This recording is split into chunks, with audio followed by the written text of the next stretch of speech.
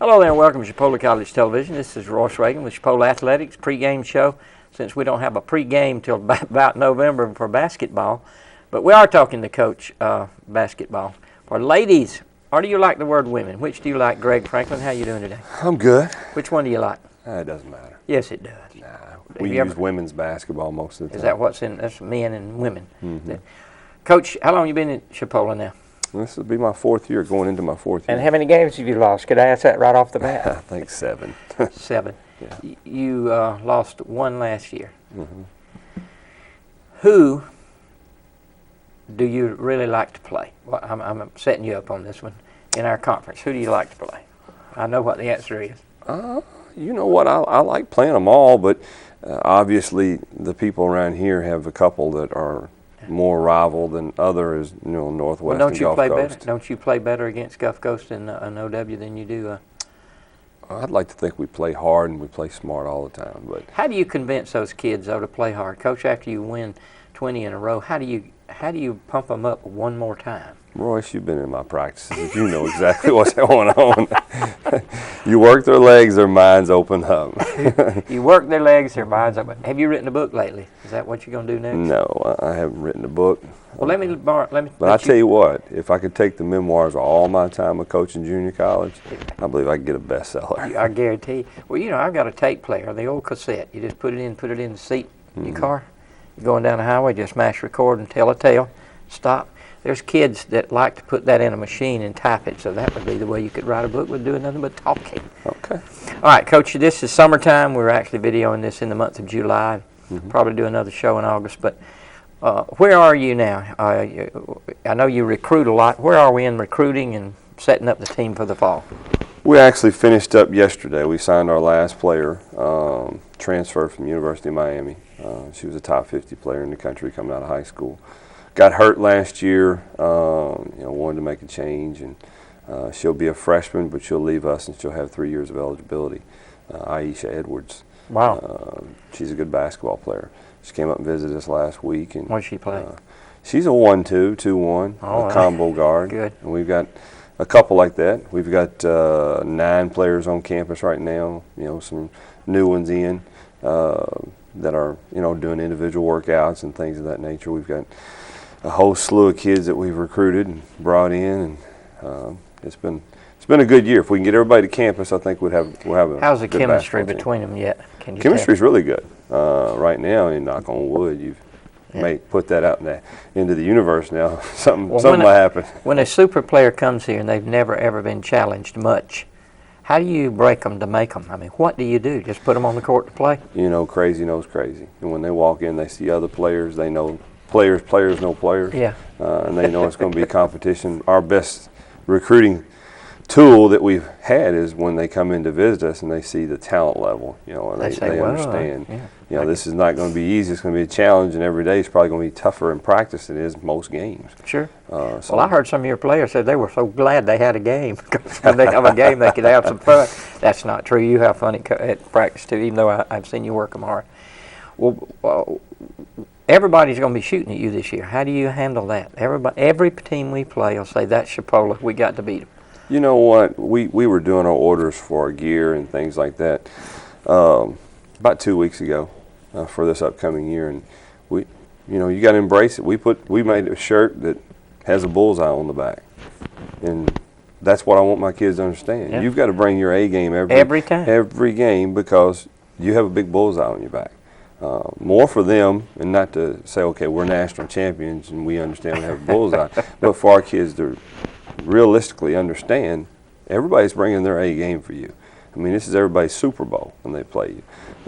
Obviously, we've lost some really good players, but we've brought some really good players in, and we've returned some really good players. How many we got coming back?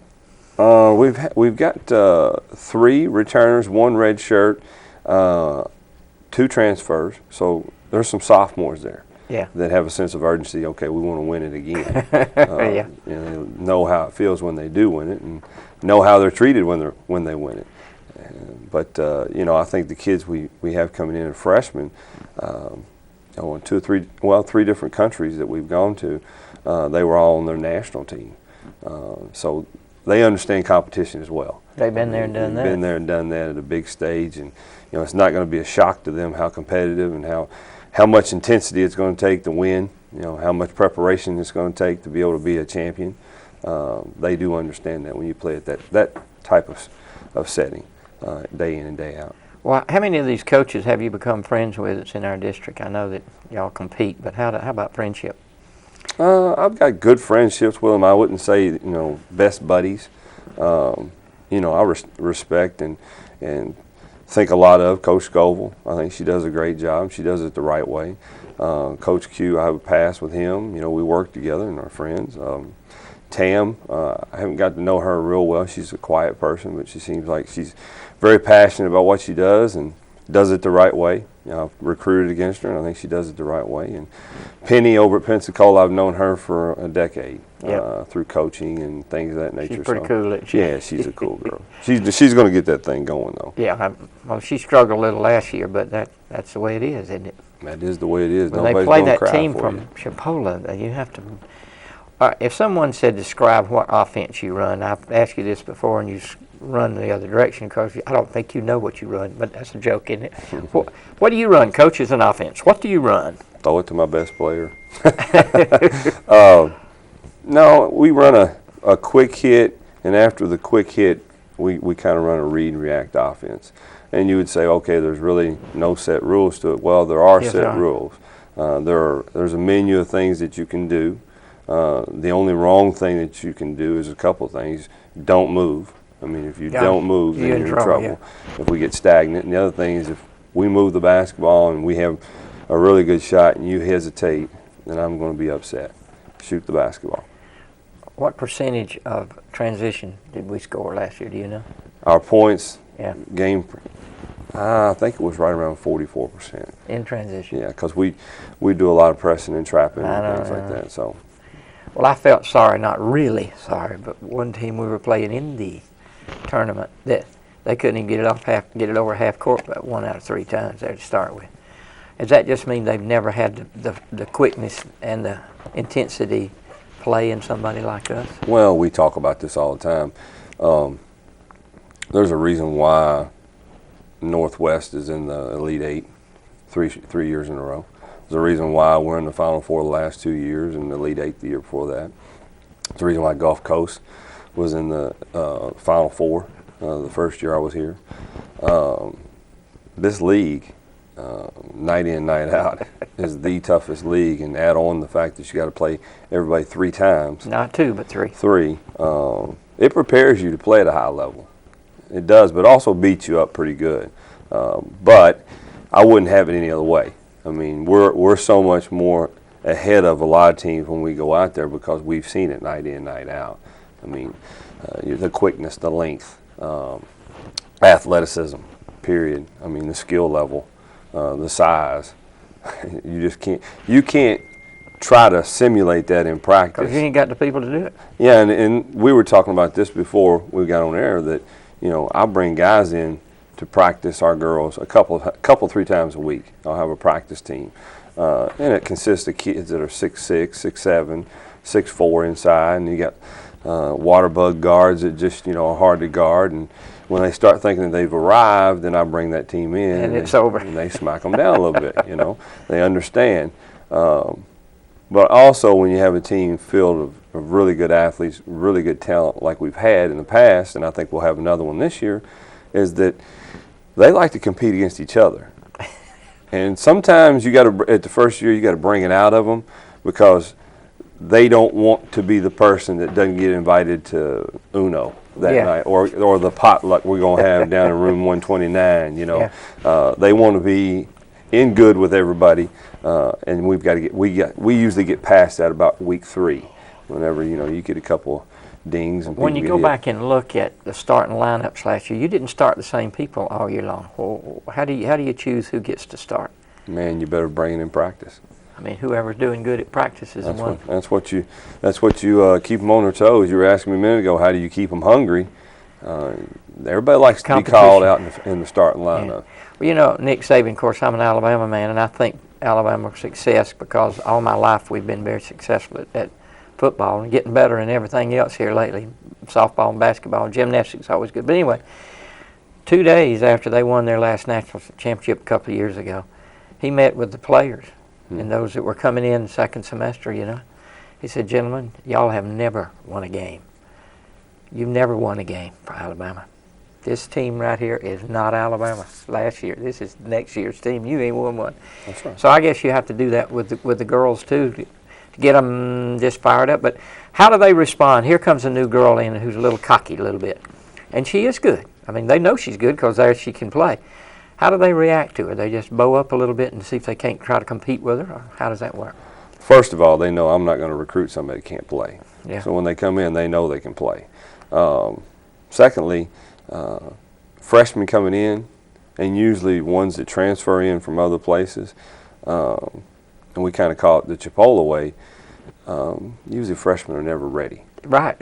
They're never ready, and they get smacked down pretty quick. Yeah. Because if you're here for a year and you understand what's going on and you have no inhibitions about hitting somebody or getting hit or, you know, knowing what we're doing out there as far as system, you're so much far ahead of everybody else anyways. That's why you like to have a good turnover. But, you know, if you don't embrace it, then you won't be here. Nope, that's right. You And can't I think do they it. understand that from year to year. The stories have been told that, you know, if you don't embrace what's going on here, you're probably not going to last very long. Well, this student here, he or she has finally bought into our system. And what are they really saying? The kid wants to win as bad as the rest of them and do what it takes to work it? I think buying in is you know, investing. I mean, you got to make them. My feeling is they have to invest. They have to pay the price every single day to make them honor what's going on.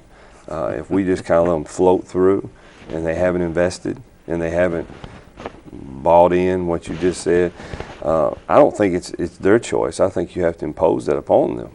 Every day you're asking them to invest, and I have to put deposits in because I sure do take a lot out of them. Sure. So I have to be more positive at the first of the year and try to build them up a little bit because they're going to have a lot of failure, and then break them down towards the middle of the season, and then towards conference season you got to build them back up. And it takes me making a conscious effort and our coaches making a conscious effort. Today we need to be really positive. Who are our coaches that are going to help you this year? We have a new coach this year, Edwan Eddings. Edwan was at Northeast Mississippi last year. He was out in Colorado at a junior college there. His father is a military man. They live over in Crestview. I've gotten to know him over the last couple of years. I think he's a great addition to what we're doing. And of course we returned Jerica Raffington. She was a high school coach over in Tallahassee. Right. Also worked with Essence Basketball over in Tallahassee. That's a huge AAU group that is very, very, very good. A lot of really good players. And you know, we return kids that I feel like that are coaches on the floor. I mean, Rosemary Julian, Atiana Gilmore. Gilmore was one of my favorites. You know why? She got so much better from the start of the year. She went to the basket a lot, and she figured out if it's open, I'm going to shoot it. If it's not, I'm going to pass it somebody wide open because they've got to stop me. That was pretty cool. I enjoyed that. Of course, I've told her that several times, and she smiled, you know. But, yeah, she's a humble person. She's really gotten a lot better, too. Oh, yeah. Really gotten a lot better over this summer. And Rosemary Julian, I haven't had a player that's gotten as good as she's gotten over the short amount of time. I mean, she's just – but that's a credit to her. That's because she when Anna comes in and works hard too. And Chitty, Membeek Crayway has also gotten a lot better. Yeah. And I've seen loads of improvement in our redshirt freshman, Micah Norris, that transferred from Southern Illinois. She's gotten so much better. And kids call her Skinny. That's her nickname. That or Sticks or something like that. Well, we learned in psychology course, it says if you have a nickname, your self-concept comes out a little better and you become a more balanced human being. So that's, I think that the nicknames are pretty cool, but sometimes I only knew their nicknames. I couldn't remember their real names. What about the schedule, Coach? How we're looking at the schedule? We still have 2 holes in it, but we have a lot of home games next year. Some home classics at the first of the year, weekend deals where we buddy up with Gulf Coast one time, buddy up with Northwest one time, bring a couple teams in. we try to beat up on them as much as we possibly can. And we do. Well, Well, if you're a coach from somewhere else, why do you want to come to our conference and play in those? they don't. So you have to beg them? We have to beg Or and find somebody entice new? Yeah, you got to find somebody new and entice them a little bit, you know. Well, you pay them to come, so what else does it need? Well, you know, sometimes people, and here's the thing too, though. Now you really have to go play the best, because strength of schedule really gets, because now we're going to 8 at-larges. So you've got a pretty big field there where, you know, I got to go play Chipola, and if I happen to stay within 6, 7 points, I can go. I may get that at large if I'm pretty good the rest of the year. But if you know. Well, Coach, I think you changed the national tournament. Can I say that on TV? You didn't ever hear me say that. But when you had that team with 6 players that got beat in the state, and everybody said, wait a minute, they're better than 2 or 3 of those other teams that are going. I know they've probably been talking about that a while, but they said that's the #1 team we want to go. Because you really were better than the team that beat you in that tournament. Well, you know, and we're playing 3 days in a row in the national tournament. We played 2 teams before that were just physical and taxing, and we ended the game with what, 4 on the floor. I think we were playing we ended the game with 3 on the floor. 3 on the floor, We were playing right. a triangle zone the last minute and a half, which I've never prepared them for. I felt bad. I should have been preparing them for that. But you know, that team had so much heart, so much pride in Chipola. I know it. And all of them have gone on and getting their degrees this year. And yeah, I couldn't have been prouder. Actually, every one of them have graduated this year. Hey, I brag about it often. Yeah. I mean, people say, y'all got athletes? I said, no, we got academics. That's why the athletics is successful. That's They're right. smart enough to play for Coach Franklin, so that means they're going to be pretty smart on up the line. You agree, don't you? I concur. But, you know, it is, Coach, if you have a kid that's sort of slow in certain things as far as catching on to things, they don't get it too quickly. I mean, you know, they just can't, because you're right. There's about 3 choices, and you got that much time to make the choice. I just love it when something happens and then you throw it toward the basket and somebody go into the basket, lays it in. It was either shielding or whatever you call it, blocking him. And then that was just cool to me, especially when the big girl, you know, she'd come out there a We little like bit. to make you happy, Royce. I know, and I appreciate what I like. I'm not going to tell the 2 or 3 stories that I know on you, but those are classics that I will remember, especially when you introduce the big girl to your team later on in the season. We'll talk about that sometime. But, Coach, I appreciate all you're doing, and I know you have a 9-year left on your contract here, so we're looking forward to seeing you succeed. Absolutely. Thank you, Thank you, Coach. buddy. Folks, believe about half of what we're saying here today, okay? But I do appreciate what we do here athletically and academically. Year before last, we had 28 athletes, 26 of them went on to play somewhere else. And so when you look at it like that, and all of them do a great job. But I appreciate Coach Franklin, but most of all, I appreciate your watching and supporting Chipola College Television.